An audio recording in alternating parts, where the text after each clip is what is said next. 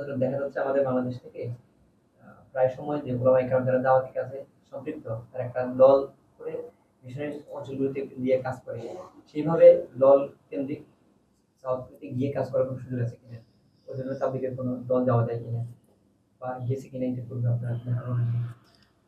বাংলাদেশে বিভিন্ন অঞ্চলে হিন্দু প্রধান বিভিন্ন গ্রামে বিভিন্ন অঞ্চলে গিয়ে ১০-১২ জন ১৫ জন তাবলীগ জামাতের মতো কাকরাল থেকে যেভাবে জামাত যায় সেইভাবে কিছু কিছু প্রতিষ্ঠান কাজ করে। তো কোরিয়া, জাপান, চায়নায় এভাবে কাজ করার সুযোগ নেই, আর এর কোনো উপকারিতা সেখানে নাই। এটা খুব ধীর গতিতে কাজটা এগোতে হবে।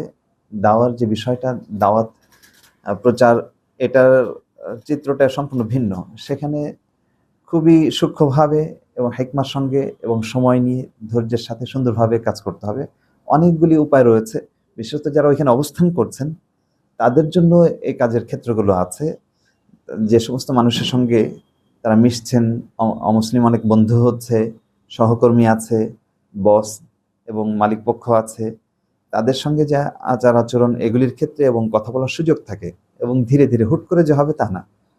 সুতরাং মূলত এখানে বাংলাদেশ থেকে কোনো গ্রুপ গিয়ে কাজ করবে, এর চেয়ে বেশি উপকারী হবে হচ্ছে ওইখানে যারা আছেন, কিংবা বাংলাদেশ থেকে যারা স্টুডেন্ট যাবেন, ওয়ার্কার যাবেন এবং বিভিন্ন ভিসায় ওইখানে যাবে, বিজনেসম্যান আছে, তো তারা সেখানে ধীরে ধীরে ওইখানে পরিস্থিতি বুঝে কাজ করতে পারবেন।